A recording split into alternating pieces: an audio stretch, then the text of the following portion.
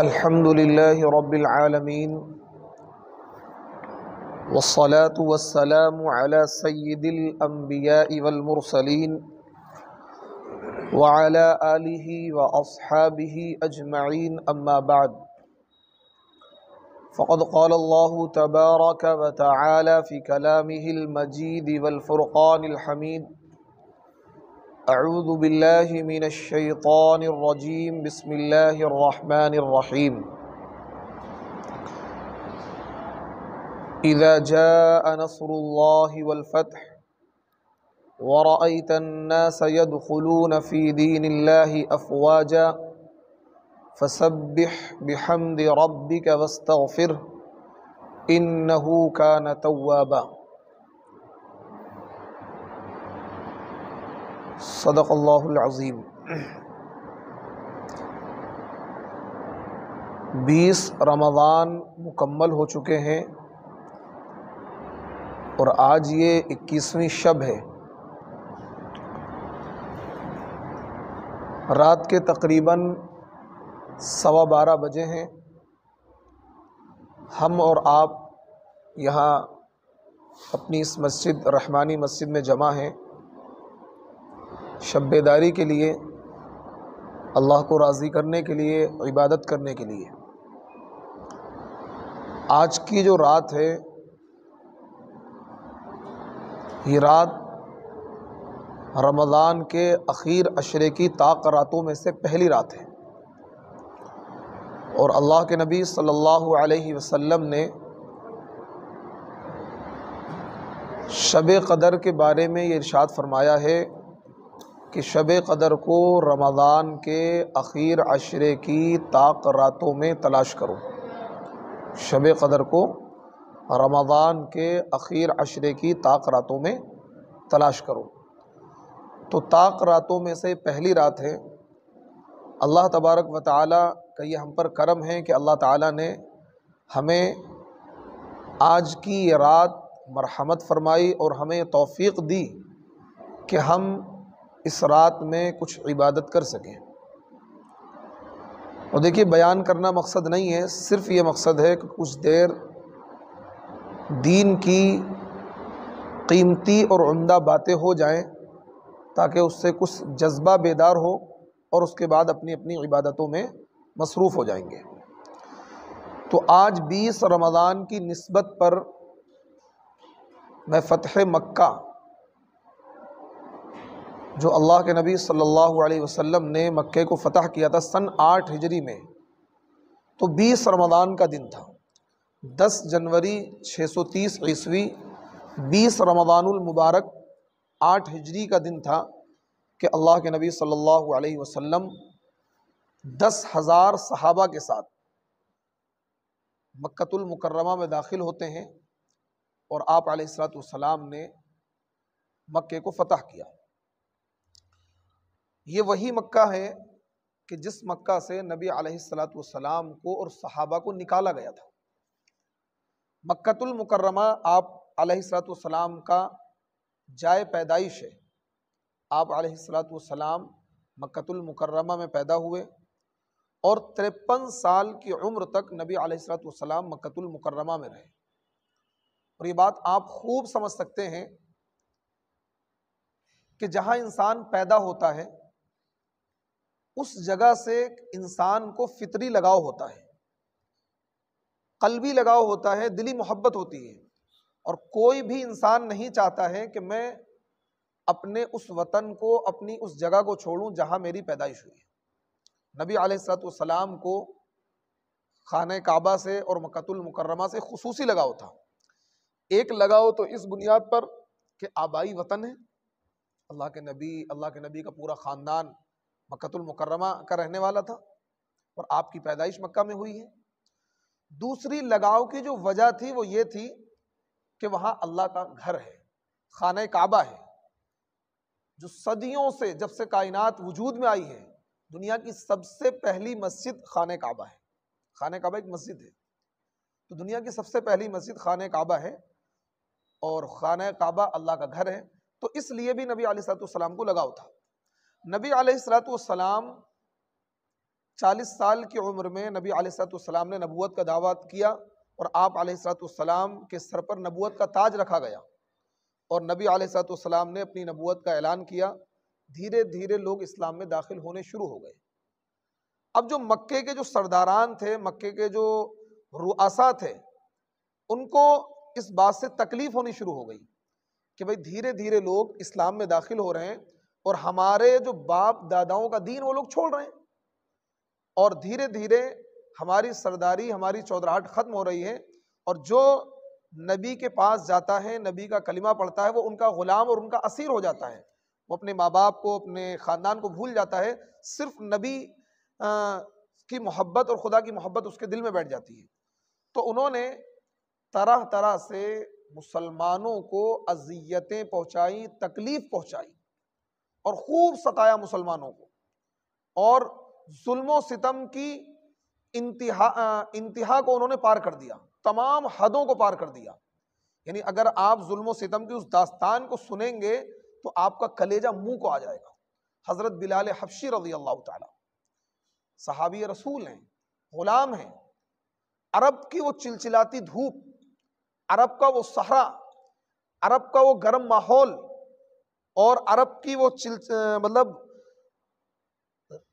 پتھریلی زمین، اس پتھریلی زمین پر دن کی دوپہری میں حضرت بلال حبشی کو لٹا دیا جاتا اور ان کے سینے پر ایک چٹان رکھ دی جاتی، اور بلال حبشی سے کہا جاتا کہ تم کیا ہیں، اللہ کے نبی کا دامن چھوڑ دو، اللہ کو ایک ماننا چھوڑ دو.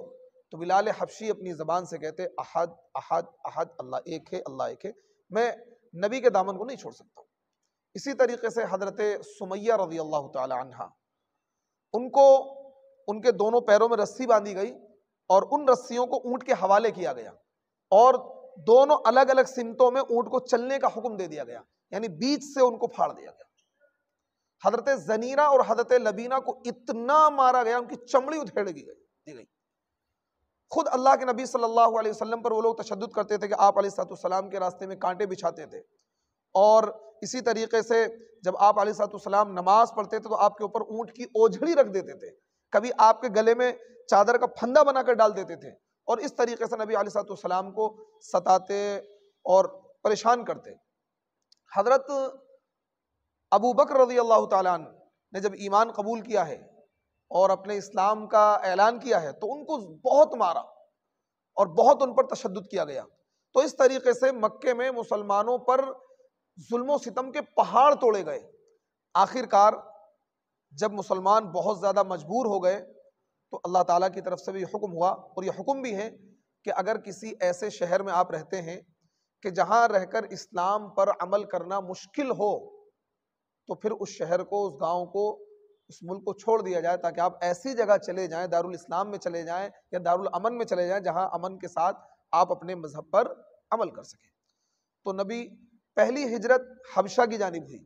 حبشہ کا جو بادشاہ تھا وہ عیسائی تھا، بعد میں وہ مسلمان ہو گیا تھا. شروع میں تو نرم دل تھا وہ، کیونکہ عیسائی مسلمانوں کے تعلق سے نرم دل اس زمانے بہت زیادہ تھے. اب تو یہودیوں نے ان کو ورغلا رکھا ہے اور یہودیوں نے ان کے دلوں میں غلط فہمیاں ڈال رکھی ہیں، اور قرآن کا خود بیان ہے لَتَجِدَنَّ أَشَدَّ النَّاسِ عَدَاوَةً لِلَّذِينَ آمَنُوا الْيَهُودَ وَالَّذِينَ أَشْرَكُوا وَلَتَجِدَنَّ أَقْرَبَهُمْ مَوَدَّةً لِلَّذِينَ آمَنُوا الَّذِينَ قَالُوا إِنَّا نَصَارَى، کہ جو نصارہ ہیں ان کے دل مسلمانوں کی طرف سے نرم ہیں، ان کے دل مسلمانوں کی طرف سے نرم ہیں.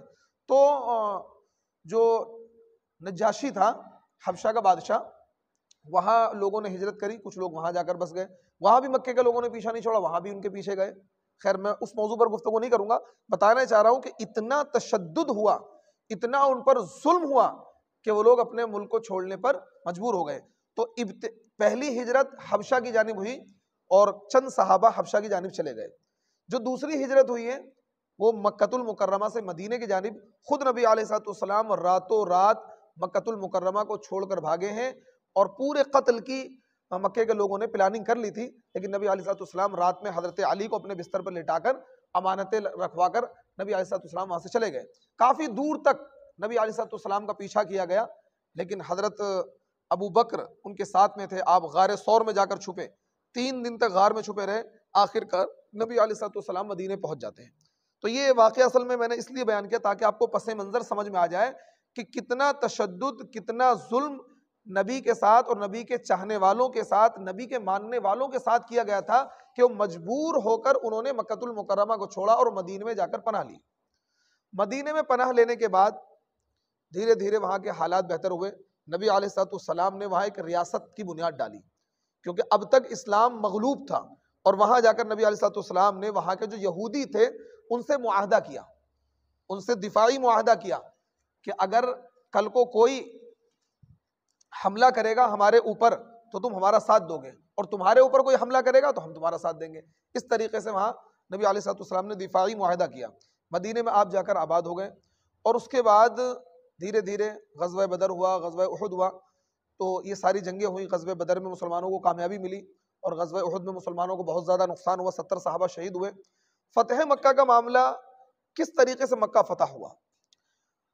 مکے کی فتح سے پہلے نبی علیہ الصلوۃ والسلام عمرے کے ارادے سے 1400 صحابہ کے ہمراہ گئے، لیکن حدیبیہ ایک جگہ ہے، کیونکہ صلح حدیبیہ کو سمجھنے، جب تک آپ نہیں سمجھیں گے تو فتح مکہ کو نہیں سمجھ پائیں گے، صلح حدیبیہ کو نہیں سمجھیں گے۔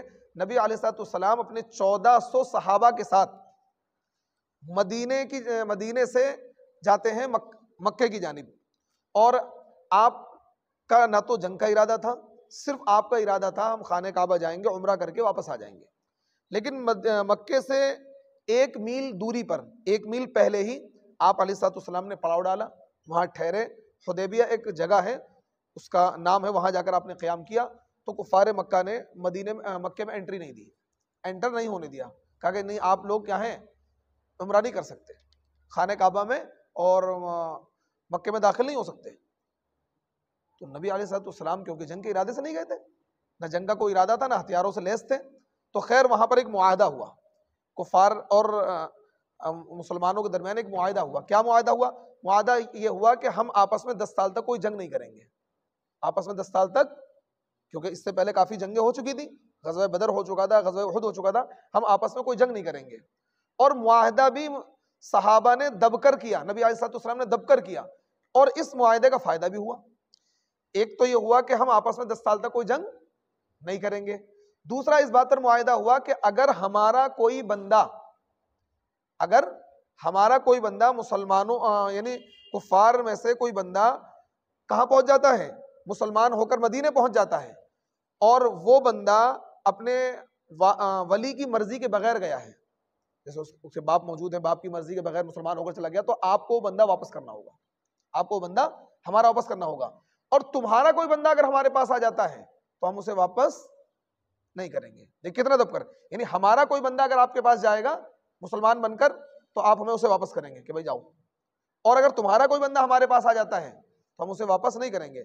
تو یہ معاہدہ طے ہو گیا، 10 سال جنگ نہیں ہوگی، اور اس معاہدہ طے ہونے کے بعد میں نبی علیہ الصلوۃ والسلام بغیر عمرہ کیے واپس چلے گئے، اور یہ طے ہوا کہ آپ لوگ اگلے سال عمرہ کر سکتے ہو، اور 3 دن صرف مکے میں قیام کر سکتے ہو، اور بغیر ہتھیار کے آپ آئیں گے، کسی بھی طرح کا کوئی ہتھیار آپ کے ساتھ میں نہیں ہونا چاہیے۔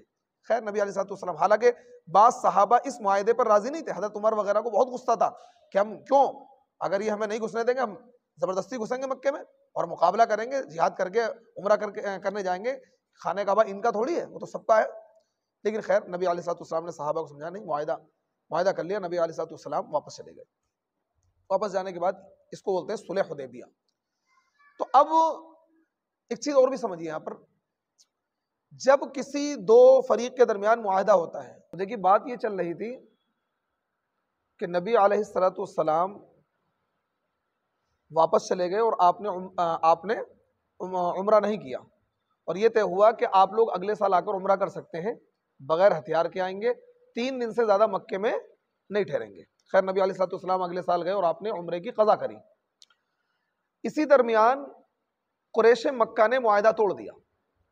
دیکھیے معاہدہ کس طریقے سے توڑا، معاہدے کو پہلے سمجھیے۔ جب 2 قوموں کے درمیان معاہدہ ہوتا ہے تو ان کے اندر یہ بھی معاہدہ ہوتا ہے کہ اگر ہمارا کوئی قبیلہ دوست ہے تو آپ اس قبیلے پر حملہ نہیں کریں گے، اور آپ کا اگر کوئی قبیلہ دوست ہے تو ہم، کیونکہ وہ معاہدہ صرف ہمارے ساتھ نہیں ہے، ہمارے دوستوں کے ساتھ بھی ہے، اگر ہمارا کوئی دشمن ہے تو آپ کا بھی دشمن مانا جائے گا نا، آپ اس کو سپورٹ نہیں کرو گے، آپ بھی اسے دشمن مانو گے۔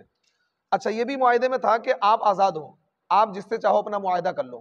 تو نبی علیہ الصلوۃ والسلام کا جو معاہدہ تھا وہ قبیلہ خزاعہ قبیلہ تھا، یہ مسلمانوں کا دوست قبیلہ تھا۔ اچھا اس دور میں رواج یہ تھا کہ لوگ بہت سارے قبیلے آپس میں متحد ہو کر رہتے تھے، تو بنو بکر اور بنو خزاعہ ان دونوں قبیلوں کی آپس میں بڑی سخت دشمنی تھی، سخت آپس میں ٹھنتی تھی پرانے زمانے سے۔ بنو خزاعہ نے نبی علیہ الصلوۃ والسلام سے دوستی قائم کر لی، آپس میں دوستی قائم کر لی۔ بنو بکر اور بنو خزاعہ کی دشمنی تھی، تو اب کیا کیا، بنو بکر نے بنو خزاعہ پر حملہ کر دیا، اور قریش مکہ نے موقع کی تلاش، مطلب موقع کو تاڑتے ہوئے ان لوگوں نے بنو بکر کا ساتھ دیا، اپنے چہروں پر نقاب ڈھک لی اور ان کو کیا ہے تہ تیغ کر دیا، کیونکہ ظاہر سی بات ہے یہ جو خزاعہ قبیلہ تھا یہ نبی علیہ الصلوۃ والسلام کا دوست قبیلہ تھا، تو معاہدے کا مطلب یہ تھا کہ اگر ہمارا کوئی دوست قبیلہ ہے تو آپ اس کو بھی ٹچ نہیں کرو گے، ہم سے جو آپ کا معاہدہ ہوا ہے وہ ہمارے ان تمام قبیلوں سے بھی مانا جائے گا جو ہمارے دوست ہیں۔ اسی طریقے سے اگر جو قریش قبیلے کے دوست قبیلے تھے ہم ان کو ٹچ نہیں کریں گے، بات سمجھ آ رہی ہے؟ یعنی ہمارا اگر کوئی دوست ہے تو آپ کا بھی دوست مانا جائے گا، آپ اگر ہمارا کوئی دشمن ہے تو آپ کا بھی دشمن ہے، ہمارے دوست قبیلوں کو آپ ٹچ نہیں کرو گے، آپ کے جو دوست قبیلے ہیں ان کو ہم ٹچ نہیں کریں گے۔ تو یہ مطلب معاہدہ تھا۔ تو اب ان لوگوں نے کیا کیا، بنو بکر نے بنو خزاعہ پر حملہ کیا، اور اس میں ساتھ کس نے دیا، قریش نے، قریش قبیلے نے ساتھ دیا۔ اس میں 3 لوگ تھے جنہوں نے، اکرمہ ابن ابو جہل، صفوان بن امیہ، سہیل بن عمرو، ان لوگوں نے نقاب اپنے چہرے پر لگا کر اور خوب تلواریں چلائی اور بنو خزاعہ کو تہ تیغ کیا، کافی لوگوں کو قتل کر دیا، حتیٰ کہ وہ لوگ مجبور ہو کر حرم میں داخل ہو گئے۔ اور اصول یہ ہے حرم میں قتل و قتال جائز نہیں ہے، اور پہلے سے ہی مطلب زمانے جاہلیت میں بھی کفار بھی اس چیز کا خیال رکھتے تھے، اگر باپ کا قاتل بھی خانہ کعبہ میں اور حرم میں داخل ہو گیا تو اس کو ٹچ نہیں کرتے، کیونکہ حرم میں ہر ایک کو امن ہے، ہر ایک کو حرم میں شکار کرنا جائز نہیں ہے، اگر کوئی ایسا حلال جانور بیٹھا ہوا ہے آپ اسے ٹچ نہیں کر سکتے، کیوں؟ کیونکہ حرم میں ہر ایک کو امن ہے، جانور کو بھی، انسان کو بھی، پرند کو بھی، چرند کو بھی، ہر ایک کو امن ہے۔ تو وہ لوگ حرم میں داخل ہو گئے کہ جب حرم میں داخل ہو جائیں گے پھر تو ہمیں نہیں قتل کریں گے۔ لیکن بنو بکر کا جو سردار تھا نوفل، اس نے کہا بھائی موقع بڑھیا ہے، اس سے بڑھیا موقع نہیں آنے کا، اب انہیں پیٹ لو، انہیں چھید لو اچھے طریقے سے، انہیں مار لو۔ تو ان لوگوں نے کیا کیا، حرم کی حرمت کا بھی خیال نہیں کیا، اور حرم میں بھی ان کی خوب پٹائی اور چھتائی کری، ان کو قتل کیا، اور خوب مطلب ان کا۔ اب بنو خزاعہ نے نبی علیہ الصلوۃ والسلام کو ایک خبر بھجوائی کہ آپ ہماری مدد کریں، اور اس طریقے سے ہمارے ساتھ زیادتی ہوئی ہے۔ نبی علیہ الصلوۃ والسلام کے پاس جب یہ سارے واقعات پہنچے، نبی علیہ الصلوۃ والسلام نے ایک قاصد میسنجر، ایک اپنا میسنجر قریش کے پاس بھیجا، اور 3 شرطیں لکھی، اگر ان 3 شرطوں میں سے ایک منظور کر لیں ٹھیک ہے، نہیں تو جنگ کے لیے تیار ہو جاؤ، نہیں تو آپس میں جنگ کے لیے تیار ہو جاؤ۔ 3 شرطیں کیا تھیں؟ پہلی بات، جن لوگوں کو آپ نے قتل کیا ہے ان کی دیت دینی پڑے گی، خوب بہاس کو بولتے ہیں عرب میں، مطلب اگر آپ نے کسی بندے کو قتل کیا ہے تو اب ان کے وارثین آپ سے بات چیت کریں گے، یا تو اس کے بدلے میں آپ کو قتل کیا جائے گا، اور نہیں تو اس کی دیت دیں گے جو بھی آپس میں طے ہو جائے کہ بھئی ہمیں تو اپنے مقتول کے بدلے میں 50 اونٹ چاہیے یا اتنا پیسہ چاہیے، تو اس کو بولتے ہیں اس کا بدلہ، تاوان، ڈنڈ۔ تو نبی علیہ الصلوۃ والسلام نے 3 باتیں لکھ کر بھیجی اپنے قاصد کے ہاتھ کہ قریش مکہ کے پاس جائیں اور ان کے سرداران سے بات کریں، کیونکہ آپ لوگوں نے معاہدہ توڑ دیا ہے، اور اس لیے یا تو آپ مقتولین کا کیا ہے ان کا جرمانہ دے دیں جن کو آپ نے قتل کیا ہے۔ دوسری شق یہ تھی کہ بنو بکر کی جو تم نے حمایت کری ہے اور ان کے ساتھ مل کر تم نے جو خزاعہ کو قتل کیا ان کی حمایت سے الگ ہو جائیں، اور اعلان کر دیں کہ بنو بکر کی ہم حمایت کبھی بھی نہیں کریں گے۔ تیسری بات یہ تھی، یا تو پھر اعلان کر دو کہ جو حدیبیہ میں ہمارا آپ کا معاہدہ ہوا تھا وہ ٹوٹ گیا ہے، پھر ہم آپس میں دیکھیں کیا کرنا ہے۔ 3 باتیں رکھی۔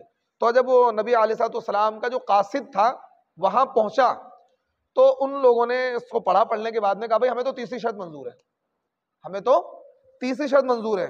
کون شخص تھا یہ؟ جس شخص نے کہا قرطہ ابن عمر، اس نے کہا، ان کا سردار تھا، اس نے کہا، قرطہ ابن عمر نے کہا کہ ٹھیک ہے بھائی ہمیں تیسری شرط منظور ہے، معاہدہ ٹوٹ گیا ہے۔ جوش میں آگے جب کہتا نا، جب بندہ جوش میں ہو اور غصے میں ہو تو کبھی کوئی وعدہ مت کرنا، کبھی کوئی فیصلہ مت لینا۔ جب آپ غصے میں ہو تو کبھی کوئی فیصلہ مت کرنا، اور جب آپ خوش ہو تو کبھی کوئی وعدہ مت کرنا۔ سمجھ آ رہی ہے؟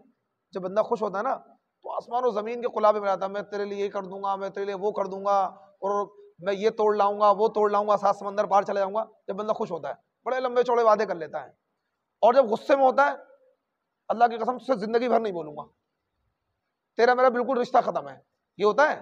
تو غصے میں کوئی ڈیسیژن مت لو اور خوشی میں کوئی وعدہ مت کرو. غصے میں تو قریش انہوں نے کہا بھائی ٹھیک ہے، تیسری بات منظور ہے، معاہدہ ختم. اب جب وہ قاصد نبی علیہ السلام کا چلا گیا، بعد میں آپس میں ڈسکشن ہوا کہ بھائی یہ تو بڑا غلط ہو گیا. معاہدہ ٹوٹنے کا مطلب یہ ہے کہ نبی علیہ السلام مسلمان چڑھائی کریں گے ہمارے اوپر، اور اب مسلمان اتنے پاورفل ہو چکے ہیں کہ اب وہ کہ نا وہ دن ہوا ہوئے کہ پسینہ گلاب تھا، آج عطر بھی ملو تو خوشبو نہیں آتی. وہ دن چلے گئے. کیا وہ دن چلے گئے؟ خلیل میاں فاختہ اڑاتے تھے، کیا ہو ڈائلوگ. تو کہنے لگے بھائی وہ دن چلے گئے کہ مسلمان کمزور تھے، اب مسلمان پاورفل ہیں، مسلمانوں کے پاس قوت ہے، طاقت ہے، ہتھیار ہے، اور بہت سارے قبائل سے مسلمانوں نے معاہدہ کر رکھا ہے. تو بہت شرمندگی ہوئی کہ کیا کہ فوراً ابو سفیان کو اپنا سردار بنا کر مدینے بھیج دیا کہ پیچھے سے آپ پہنچ جاؤ اور کسی طریقے سے معاہدے کی تجدید کر لو، کسی طریقے سے معاہدے کی تجدید کر لو، یعنی ہمیں معاہدہ دوبارہ کرنا ہے. خیر نبی علیہ السلام کے پاس ابو سفیان پہنچتا ہے. ابھی تک ابو سفیان حالانکہ بعد میں مسلمان ہو جاتے ہیں فتح مکہ کے بعد، کیونکہ ابھی مکہ فتح نہیں ہوا، ابھی وہیں پر آ رہا ہوں میں. ابو سفیان کیونکہ مکے کا سردار تھا، اور یہ پہنچتا ہے وہاں پر نبی علیہ السلام کی خدمت میں.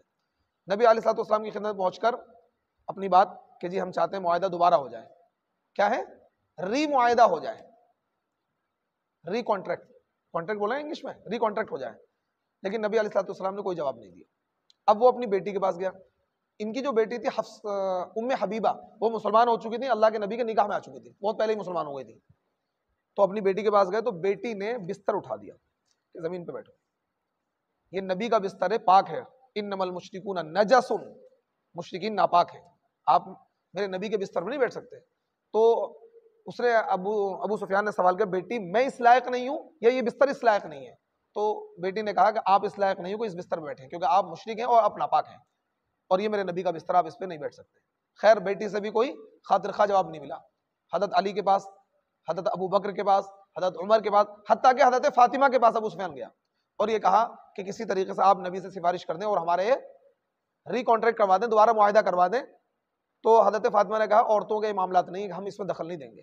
دیکھیے اس سے ہمیں ایک سبق یہ ملا کہ حکومتی معاملات میں یا باہر کے معاملات میں عورتوں کو دخل نہیں دینا چاہیے. حضرت فاطمہ نے کہا بھائی یہ عورتوں کے معاملات نہیں ہے تو ہم اس میں دخل نہیں دے سکتے ہیں. تو اس نے یہ بھی کہا، حضرت حسن اس وقت 5 سال کے تھے. ابو سفیان نے کہا کہ اگر یہ بچہ کہہ دے نا کہ ہاں معاہدہ ہو گیا تو سمجھ لو عرب کا سردار مانا جائے گا. مطلب وہ ان کو تھوڑا سا وہ کر رہے تھے. تو خیر حضرت فاطمہ نے کہا یہ عورتوں کے معاملات نہیں، ہم اس میں کوئی دخل نہیں دیں گے.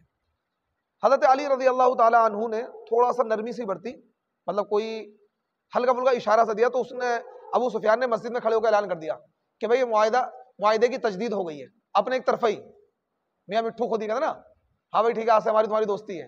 سامنے والا کچھ جواب نہیں دے رہا تو انہوں نے جا کے مسجد میں کھڑے ہو کر اعلان کر دیا ہاں بھائی ہمارا تمہارا معاہدہ آج سے نئے سرے سے دوبارہ چالو ہو گیا ہے، ہم نے معاہدہ توڑا تھا لیکن اب نہیں توڑیں گے. خیر وہ شرمندہ ہو کر واپس چلا گیا مکہ المکرمہ، اور جانے کے بعد سرداروں سے پورا واقعہ بیان کیا. تو سردار بولے یہ کوئی معاہدہ ہے؟ یہ تو نہ تو صلح ہے اور نہ معاہدہ ہوا ہے. اب ہم نہ تو یہ بھی کہہ سکتے ہیں کہ نہیں آئیں گے حملہ کرنے کے لیے، اور نہ ہم تو بالکل. اتنے میں نبی علیہ السلام نے جیسے وہ یہاں سے نکلے، نبی علیہ السلام نے تمام جو اتحادی قبیلے تھے ان کو سب کو خط لکھا اور یہ کہا کہ بھائی فوراً تیاری کریں، مدینے پہ چڑھائی کرنی ہے، وہ مکے پہ چڑھائی کرنی ہے، مکے پہ چڑھائی کرنی ہے، کیونکہ انہوں نے معاہدے کو توڑ دیا ہے، انہوں نے معاہدے کو توڑ دیا، اب ان پر چڑھائی کرنی ہے. نبی علیہ السلام نے 10,000 کا لشکر جرار اکٹھا کیا. کتنا؟ 10,000 کا لشکر جرار. اور کیا شان کے ساتھ نبی علیہ السلام اور نبی کے صحابہ، ہر قبیلے کے پاس اپنا الگ علم تھا، انصار کے پاس اپنا الگ علم تھا، مہاجرین کے پاس اپنا الگ علم تھا، سب آگے آگے. اور پھر مدینے سے مکے سے تقریباً کچھ دوری پر ایک جگہ ہے مر الزہران، وہاں پر جا کر نبی علیہ السلام نے پڑاؤ ڈال دیا. اور پڑاؤ ڈالنے کے بعد میں دیکھیے جنگی حکمت عملی، کہتے ہیں جنگی حکمت عملی، نبی علیہ السلام سے بڑا کوئی جرنیل نہیں گزرا اور نبی علیہ السلام سے بڑا کوئی سائنسدان نہیں گزرا ہے. جو دنیا ایک بندہ ہے شاید ایلس جون نام ہے اس کا، اس نے کتاب لکھی دی 100، دنیا کے 100 بڑے انسان. اس نے فرسٹ نمبر پر اس نے نبی علیہ الصلوۃ والسلام کو رکھا ہے کہ دنیا کے سب سے بڑے انسان، سب سے بڑے سائنسداں تھے تو محمد رسول اللہ صلی اللہ علیہ وسلم تھے، کیونکہ آپ کی جو باتیں وہ حکمت سے خالی نہیں ہیں، سائنس سے خالی نہیں ہیں۔ تو نبی علیہ الصلوۃ والسلام نے وہاں پڑاؤ ڈالا، پڑاؤ ڈالنے کے بعد میں سب کو الگ الگ کہتے الگ الگ پڑاؤ ڈال لو، اور سب سے کہا کہ آگ لگ، کیونکہ دیکھا ہوگا آپ نے ارطغرل غازی تو دیکھا ہی ہوگا، وہ رات میں آگ جلاتے ہیں اور سیکتے ہیں، اس سے سامنے والوں کو رعب بھی پڑتا ہے کہ ہاں وہاں کچھ لوگ ہیں، اور آگ سے جب کئی جگہ آگ جلتی ہے تو لگتا ہے یار بہت لوگ ہیں۔ تو نبی علیہ الصلوۃ والسلام نے الگ الگ سب کو کر دیا اور کئی جگہ آگ جلوائی، اور جب آگ جلتی ہے تو ایسا لگتا ہے پورا، خاص کر چٹیل میدان ہو، چٹیل میدان میں اگر آگ جلا دیا 2-4 جگہ تو ایسا لگے یار کتنا بڑا مجمع ہے۔ اب عرب کے لوگ، مکہ کے لوگ چوٹی پہ، کیونکہ پہاڑ پر پورا مکہ آباد ہے، پہاڑی ایریا ہے، اب انہوں نے پہاڑ سے جب دیکھا رے، مطلب ان کی تو آنکھیں پھٹی کی پھٹی رہ گئیں کہ لیں بھائی اب تو خیر نہیں، اب تو خیر نہیں، اتنا بڑا لشکر۔ جب انہوں نے آگ دیکھی، مطلب 10 کے وہ 1 لاکھ نظر آ رہے ہوں گے کہ جب آگ، تو ایسا لگتا ہے کہ پورے میں لوگ ہی اکٹھے ہو رہے ہیں، تو ان پر ایک رعب طاری ہو گیا، ہیبت طاری ہو گئی کہ اب کیا ہوگا اب تو، کیونکہ انہیں اپنے سارے ظلم یاد آنے لگے کہ ہم نے نبی کو کیسے ستایا تھا، ہم نے ابو بکر کو کیسے مارا تھا، ہم نے بلال کو کیسے مارا تھا، ہم نے کس طریقے سے ان کو یہاں سے شیب ابی طالب میں 3 سال تک مسلمانوں کو بند رکھا گیا، 3 سال تک ان کا مقاطعہ کر دیا گیا، کھانا پانی سب بند کر دیا گیا، پتے کھا کر صحابہ نے زندگی گزاری ہے۔ تو سارا منظر جب انسان ظلم کرتا ہے اور جب اونٹ پہاڑ کے نیچے آ جاتا ہے، جب اسے لگتا ہے اب میری باری آئی، تو سارا منظر اس کے آنکھوں میں گھومتا ہے کہ اب کیا ہے، میری باری آ گئی، اب ایک ایک ظلم کا حساب و کتاب لیا جائے گا۔ تو پھر وہ لوگ پریشان ہوئے، انہوں نے ابو سفیان کو بھیجا۔ ابو سفیان نے حضرت عباس جو اللہ کے نبی کے چچا تھے، مکے میں تھے، مسلمان ہو چکے تھے لیکن مکے میں تھے، ان کو سفارشی بنایا، کیونکہ ایسے موقع پر انسان دیکھتا ہے کون سے لوگ قریب ہیں۔ تو اللہ کے نبی کے چچا تھے اور اللہ کے نبی بڑی ریسپیکٹ کرتے تھے اپنے چچا کی، تو ان کو لے کر انہوں نے امان دی کہ ٹھیک ہے میں تمہیں، اچھا عرب میں یہ معاملہ تھا زمانے جاہلیت، اگر کوئی کسی کو امان دے دیتا تو دوسرا بندہ اسے ٹچ نہیں کر سکتا تھا، چاہے وہ بندہ کتنا ہی بڑا مجرم تھا۔ تو حضرت عباس نے ان کو امان دی اور وہ نبی علیہ الصلوۃ والسلام کے پاس آئے کہ کسی طریقے سے کچھ بات چیت کے ذریعے سے معاملہ حل ہو جائے، کبھی ایسا نہ ہو اتنا بڑا لشکر لے کر آئیں اور سب تہہ کر دیں، ہم سب قتل کر دیے جائیں۔ ڈر ستانے لگا، اپنے سارے کالے کرتوت یاد آنے لگے ان لوگوں کو، مکے کے لوگوں کو۔ خیر نبی علیہ الصلوۃ والسلام کی خدمت میں ابو سفیان پہنچ گئے، حضرت عمر اور باقی صحابہ بڑے غصے میں لال پیلے کہ اسے ابھی قتل کر دو، اسے ابھی قتل کر دو، کیونکہ بدر میں ابو سفیان آئے تھے، احد میں ابو سفیان سردار بن کر آئے تھے اور باقاعدہ 70 صحابہ مقتول ہوئے تھے، اور ابو سفیان کی بیوی جو ہندہ تھی اس نے حضرت حمزہ کا کلیجہ چبایا تھا، تو سارے معاملات تھے۔ لیکن نبی تو نبی رحمت تھے، وما ارسلناک الا رحمۃ للعالمین، آپ تو عفو درگزر کے مالک تھے، اور آپ نے آج وہ نظیر پیش کری جو دنیا کے بڑے بڑے بادشاہ، بڑے بڑے سلاطین، بڑے بڑے فاتح یہ نظیر پیش نہیں کر سکتے، کہ وہ لوگ جنہوں نے آپ کے لوگوں کو قتل کیا تھا، جنہوں نے آپ کو ستایا تھا، ظلم و ستم کے پہاڑ توڑے تھے اور آپ کے قتل کی پلاننگ اور سازش کی تھی، آپ کا دندان مبارک احد میں شہید ہوا تھا، وہ سارے کے سارے لوگ جنہوں نے نبی پر ظلم و ستم کے پہاڑ توڑے تھے، لیکن نبی علیہ الصلوۃ والسلام نے ان تمام جرموں کو معاف کرتے ہوئے حضرت ابو سفیان کو معاف کر دیا۔ ابو سفیان نے فوراً، اللہ کے نبی نے کہا ابو سفیان کیا اب وقت نہیں آیا کہ ایک اللہ کی عبادت کرو، اب بھی ایک اللہ کو مان لو؟ تو ابو سفیان نے کہا کہ ہاں اللہ ایک ہی ہے، اللہ ایک ہی ہے، اگر اللہ بہت سارے ہوتے تو آج ہماری مدد یقیناً ہوتی، اس کا مطلب اللہ ایک ہی ہے۔ تو ابو سفیان نے کلمہ پڑھ لیا، حالانکہ ابھی تک ابو سفیان کا جو ایمان تھا تھوڑا سا متزلزل تھا، لیکن خیر کلمہ پڑھ لیا۔ اس کے بعد صبح کے وقت یہ 10,000 کا لشکر، 10,000 کا یہ قافلہ مسلمانوں کا مکہ شہر کے اندر داخل ہو گیا۔ اب تمام لوگ خوف زدہ ہیں کہ آج کیا ہوگا، اور سعد بن عبادہ جو انصار کا جھنڈا جن کے ہاتھ میں تھا، پتہ انہوں نے کیا کہا؟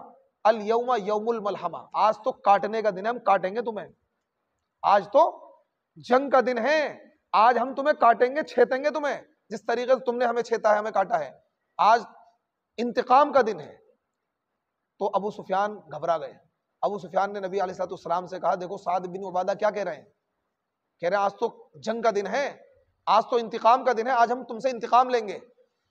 تو حضرت اللہ کے نبی صلی اللہ علیہ وسلم نے کہا نہیں، وہ غلط کہہ رہے ہیں، الیوم یوم المرحمہ، الیوم یوم المرحمہ، آج رحمت کا دن ہے، آج عفو و درگزر کا دن ہے، اور نبی علیہ الصلوۃ والسلام نے تاریخ انسانی کی ہمدردی کی، عفو کی، درگزر کی، انسانیت کی وہ نظیر پیش کر دی۔ دنیا کے بڑے سے بڑے فاتح نہیں پیش کر سکتے ہیں۔ قرآن کہتا ہے کہ جب دنیا کے فاتحین کسی شہر میں داخل ہوتے ہیں، کسی شہر میں داخل ہوتے ہیں تو وہاں فتنہ و فساد برپا کرتے ہیں۔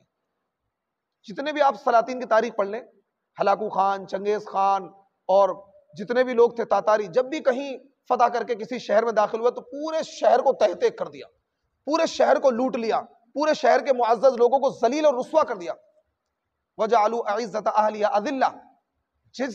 جس شہر میں فاتحین داخل ہوتے ہیں ان کا سب سے پہلا کام یہ ہوتا ہے اس شہر کے جو معززین ہوتے ہیں، اس شہر کے جو سردار ہوتے ہیں، ان کو پہلے قتل کرتے ہیں کہ یہ ہمارے راہ میں رکاوٹ بنیں گے۔ یہ قرآن کا بیان ہے۔ قرآن کہہ رہا ہے کہ جو فاتحین دنیا میں گزرے ہیں وہ سب سے پہلے کیا کرتے ہیں، جس شہر کو فتح کرتے ہیں اس شہر کے جو معزز لوگ ہوتے ہیں، سردار لوگ ہوتے ہیں، سب سے پہلے ان کو قتل کرتے ہیں۔ اور یہاں سچویشن دوسری تھی کہ یہ مسلمان آج سے 8 سال پہلے ذلت کے ساتھ ان کو نکالا گیا تھا، مار کے نکالا گیا تھا، ان کے قتل کے پلاننگیں کی گئی تھی، لیکن آج وہ تمام کے وہی بلال جن کو تپتی ہوئی ریت پر لٹایا گیا تھا، سینے پر چٹان رکھ دی گئی تھی اور بلال کے کوڑے لگائے جاتے تھے، اور یہ کہا جاتا تھا کہ بتاؤ تم نبی کا کلمہ پڑھو گے نہیں پڑھو گے؟ تو بلال ایک ہی بات کہتے تھے، احد احد، اللہ ایک ہے، اللہ ایک ہے، میں نبی کا کلمہ نہیں چھوڑوں گا۔ آج وہ سارے کے سارے لوگ موجود ہیں، صحابہ کے دل میں بھی جذبات بھڑک رہے تھے کہ آج ہم بھی اپنا بدلہ لیں گے۔ اسی وجہ سے سعد بن عبادہ یوں کہہ رہے ہیں آج تو جنگ کا دن ہے، آج تو کیا ہے انتقام کا دن ہے، آج ہم انتقام لیں گے، آج ہم مکے کے لوگوں کو نہیں چھوڑیں گے، انہوں نے ہمارے بچوں کو قتل کیا ہے، ہمارے عزیزوں کو قتل کیا ہے۔ لیکن نبی علیہ السلام خانہ کعبہ میں داخل ہو جاتے ہیں اور ابو سفیان کو بھی اللہ کے نبی نے عزت دی، جبکہ ابو سفیان ابھی تک مسلمانوں کے اگینسٹ کھڑے ہوئے تھے، اور ابو سفیان نے ایمان قبول کیا تو اللہ کے نبی نے کہا من دخل دار ابی سفیان فہو آمن، کہ جو شخص ابو سفیان کے گھر میں بھی داخل ہو جائے گا ہم اس کو بھی معاف کر دیں گے، جو شخص ہتھیار ڈال دے گا ہم اس کو معاف کر دیں گے، جو شخص خانہ کعبہ میں داخل ہو جائے گا ہم اس کو امن دے دیں گے، جو شخص اپنے گھر کا دروازہ بند کر لے گا ہم اسے امن دے دیں گے۔ ایسی مثال پوری تاریخ میں کبھی نہیں ملتی کہ کوئی فاتح قوم داخل ہو کسی شہر میں، اور وہ بھی وہ لوگ کہ جن کو اس شہر سے نکالا گیا ہو، جن کے عزیزوں کو قتل کیا گیا ہو، اور اللہ کے نبی کے خود چچا کو قتل کیا گیا تھا۔ آپ حضرت حمزہ جو اللہ کے نبی کے چچا تھے 14 ٹکڑے کر دیے گئے تھے، 14 ٹکڑے، اور ان کے کلیجے کو ابو سفیان کی بیوی ہند نے چبایا تھا اپنے منہ سے، اور نبی علیہ السلام زار و قطار اپنے چچا کی شہادت پر روئے تھے، نبی روئے تھے۔ لیکن آج نبی نے سب کچھ بھلا دیا کہ نہیں، آج سب کو معاف کر دیا جائے گا، آج سب کے لیے معافی ہے، کوئی کتنا ہی بڑا مجرم ہو۔ اور معافی کے ساتھ ساتھ آپ دیکھیں نبی نے ابو سفیان کو یہ اعزاز دیا کہ جو ابو سفیان کے گھر میں پناہ لے گا تو ہم اس کے گھر کو بھی پناہ گاہ بنا رہے ہیں۔ یہ ریسپیکٹ ہے۔ اگر یہ کہا جائے کہ فلاں بندے کے گھر میں اگر کوئی چلا گیا تو اس کو کوئی ٹچ نہیں کرے گا، اگر یہ ریسپیکٹ ہے نا، اگر آپ کوئی فوج، کوئی پولیس والا، کوئی فوج کا افسر ہے کہ بھائی اس کا گھر کیا ہے، امن کا گہوارہ ہے، اس کے گھر میں اگر کوئی بیٹھا ہوا ہے تو کوئی پولیس والا بھی ٹچ نہیں کر سکتا اسے، بڑی ریسپیکٹ۔ تو اللہ کے نبی نے کیا کہا کہ ابو سفیان کے گھر میں اگر کوئی داخل ہو جائے تو ابو سفیان کے گھر کو بھی امن کی جگہ بنا دیا، اسے کوئی ٹچ نہیں کرے گا۔ جو خانہ کعبہ میں داخل ہو جائے گا اسے بھی امن، ہتھیار ڈال دو اسے بھی امن، اپنے گھر کا دروازہ بند کر لو اسے بھی امن۔ تو فتح مکہ کے موقع پر اللہ کے نبی نے سب کو معاف کر دیا، ہاں چند لوگ تھے جنہوں نے مقابلہ کرنے کی کوشش کری، اور اس پر بھی اللہ کے نبی کا آرڈر یا حکم نہیں تھا۔ حضرت خالد بن ولید جو مسلمان ہو چکے تھے، ایک لشکر ان کے ماتحت تھا، تو خالد بن ولید جہاں سے داخل ہوئے تھے، کیونکہ چاروں طرف سے مکے کو گھیرا گیا تھا، چاروں طرف سے فوجیں داخل ہوئی تھی تاکہ مطلب کسی بھی طریقے سے موقع نہ ملے، تو جس سائیڈ سے حضرت خالد بن ولید داخل ہوئے تھے اس سائیڈ سے کچھ کفار نے حملہ کر دیا۔ اچانک ان لوگوں نے حملہ کیا، 3 صحابہ اس میں شہید ہوئے۔ اس حملے میں 3 صحابہ، قرظ بن جابر فہری اور ایک صحابی اور ہیں، ایک سلمہ نام کے صحابی، 3 صحابی اس میں شہید ہوئے، اور کئی کفار، 13 لاشیں حضرت خالد بن ولید نے ہینڈ ٹو ہینڈ میں بچھا دی۔ انہوں نے کیا، تیر سے حملے شروع کر دیے۔ تو نبی علیہ السلام جب تلواریں لہرنے لگی، نبی علیہ السلام کے کان میں آواز گئی کیا ہو رہا ہے، یہ کیسے جنگ ہو رہی ہے؟ تو نبی علیہ السلام نے پوچھا تو حضرت خالد بن ولید نے کہا کہ ان لوگوں نے پہلے اٹیک کیا تھا جس کی وجہ سے پھر ہم نے دفاع کیا۔ تو نبی علیہ السلام نے کہا چلو کوئی بات نہیں، اس کا مطلب یہ ان کے لیے مقدر ہو چکا تھا، کیونکہ نبی علیہ السلام کی چاہت یہ تھی کہ آج کسی بھی طرح کا کوئی قتل و قتال نہ ہو، اور بالکل خاموشی کے ساتھ ہم مکے میں داخل ہو جائیں اور امن کے ساتھ ہم سب کو معاف کر دیں گے۔ اور اللہ کے نبی نے کھڑے ہو کر اعلان کیا الیوم یوم المرحمہ، جاؤ تم سب کے سب آزاد ہو۔ اور یوں اللہ کے نبی نے کہا جس طریقے سے حضرت یوسف نے لوگوں پہلے تو اللہ کے نبی نے پوچھا بتاؤ کیا معاملہ کیا جائے تمہارے ساتھ، آج کیا معاملہ کیا جائے تمہارے ساتھ بتاؤ۔ تو لوگوں نے کہا کہ آپ کریم ہیں، آپ سخی ہیں، سخی کے بیٹے ہیں، اور آپ سے ہم اچھی امید رکھتے ہیں۔ تو اللہ کے نبی صلی اللہ علیہ وسلم نے ارشاد فرمایا کہ جس طریقے سے حضرت یوسف نے اپنے تمام بھائیوں کو معاف کر دیا تھا، ان بھائیوں نے حضرت یوسف کو کنویں میں ڈال دیا تھا، اور پھر اللہ تعالیٰ نے حضرت یوسف کو مصر کا وزیر خزانہ بنایا، مصر کا فائننس منسٹر بنایا، اور بعد میں وہ بھائی ان کے پاس گئے غلہ لینے کے لیے، اور انہوں نے پہچان لیا کہ یہ وہی بھائی ہیں کہ جنہوں نے میرے قتل کا ارادہ کیا تھا، مجھے کنویں میں ڈال دیا تھا، لیکن حضرت یوسف نے ان کو معاف کر دیا اور یوں کہا کہ جاؤ آج تمہیں میں نے معاف کر دیا۔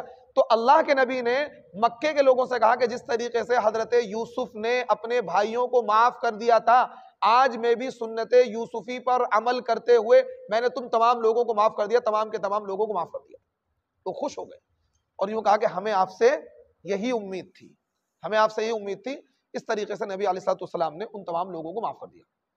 یہاں پر ایک واقعہ آپ کو بتاؤں، کلیجے کو چیر دینے والا واقعہ، لیکن آپ نبی کے عظمت پر قربان جائیں۔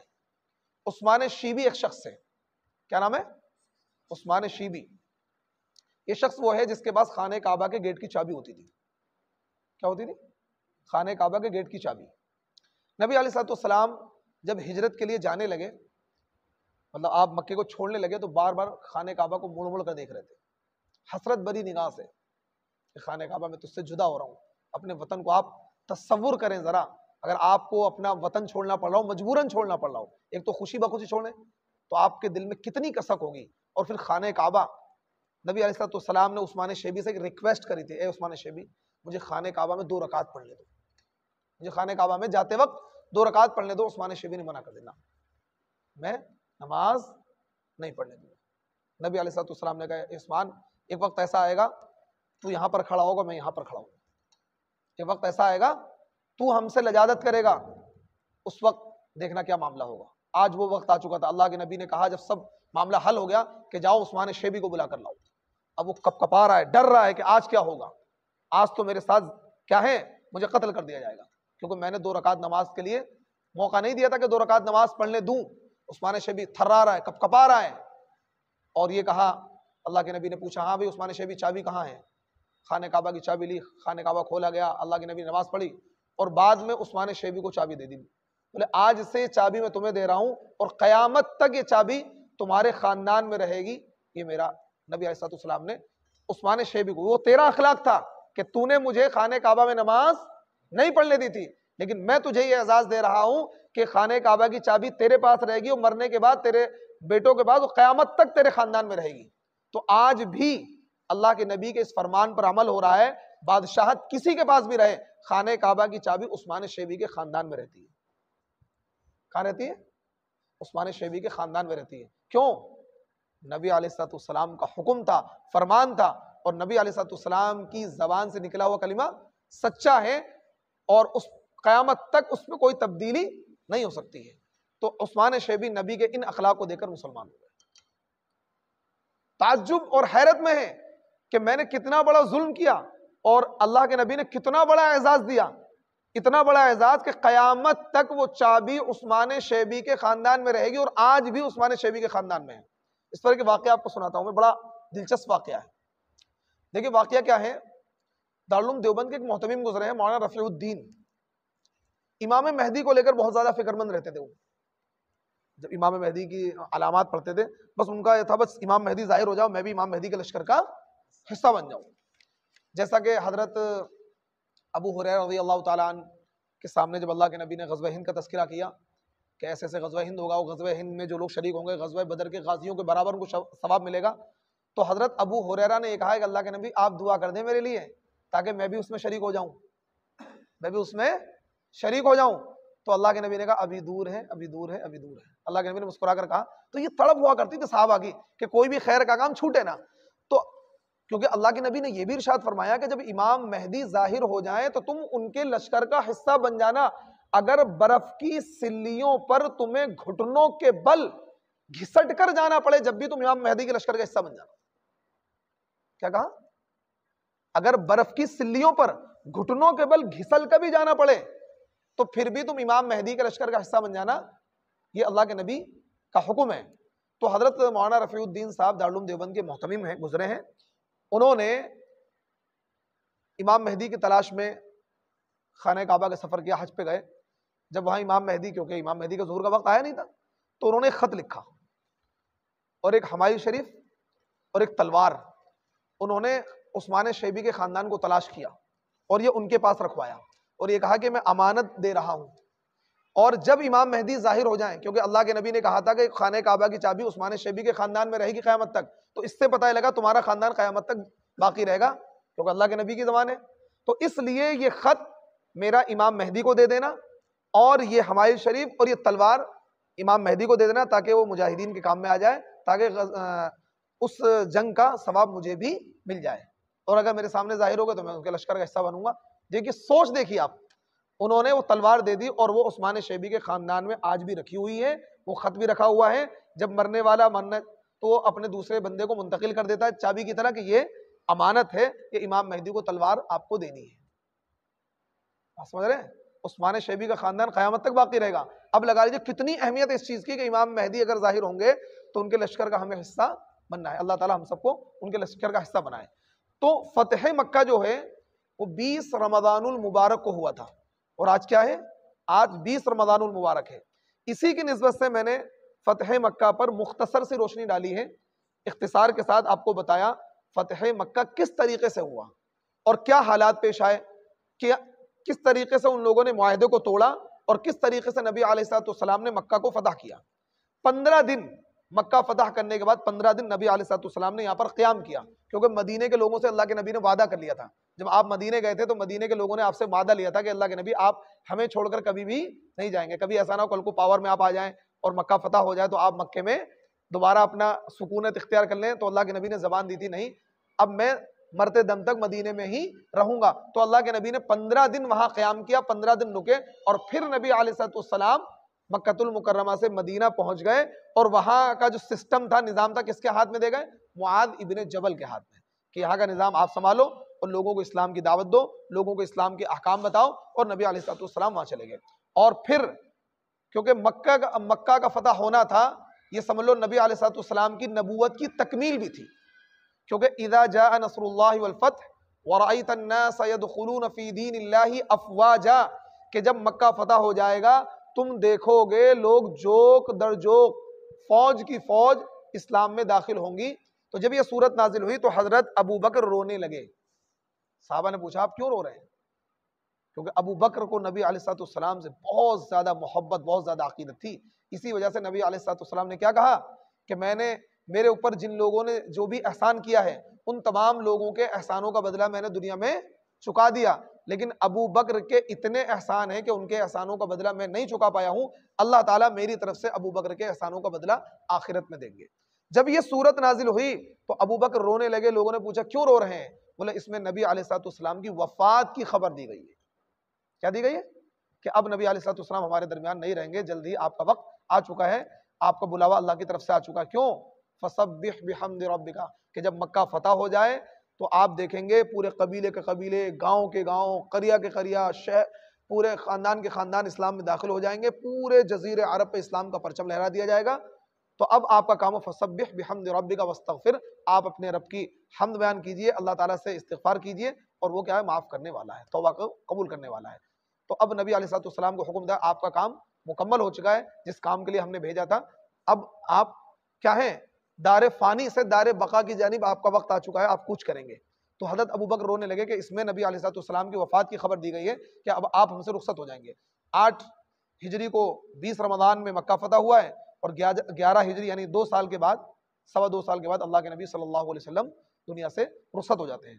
تو نبی علیہ الصلوۃ والسلام نے مکہ فتح کرنے کے بعد خانہ کعبہ کے اندر 360 بت رکھے ہوئے تھے. کتنے؟ 360 بت. اللہ کے نبی نے ان تمام بتوں کو ہٹوا دیا، اور اس کے اندر خانہ کعبہ کے اندر حضرت ابراہیم کی مورتی اور حضرت عیسیٰ کی تصویریں اور کئی ساری تصویریں. قرآن پڑھنے جا رہی ہوگی وہ شب قدر. ہمارے ساتھ ہماری بلی بھی ماشاءاللہ شب قدر کی عظمت کو سمجھ رہی ہے، یہ بھی جاگ رہی ہے. بیان سننے آ گئی لیکن انسان نہیں آئے. خیر، تو نبی علیہ السلام نے ان تمام حضرت ابراہیم، حضرت عیسیٰ اور کئی نبیوں کی تصویریں اس کے اندر بنی ہوئی تھی، ان کو مٹایا حضرت عمر نے، اور تمام کے تمام بت جو وہاں رکھے ہوئے تھے ان کو ہٹوائے، اور 3 بڑے بڑے بت جو اطراف میں تھے، لات، حبل، عزا، ان کو توڑوانے کا حکم دے دیا نبی علیہ السلام نے. اور پورے جزیرے عرب کو اللہ کے نبی صلی اللہ علیہ وسلم نے بت پرستی سے پاک کر دیا.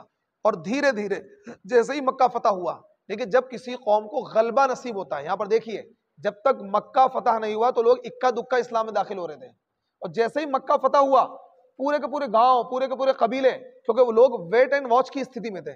دیکھیں معاملہ کیا ہوگا، اونٹ کس کروٹ بیٹھے گا، ویٹ اینڈ واچ کی استھتی میں تھے بہت سے لوگ.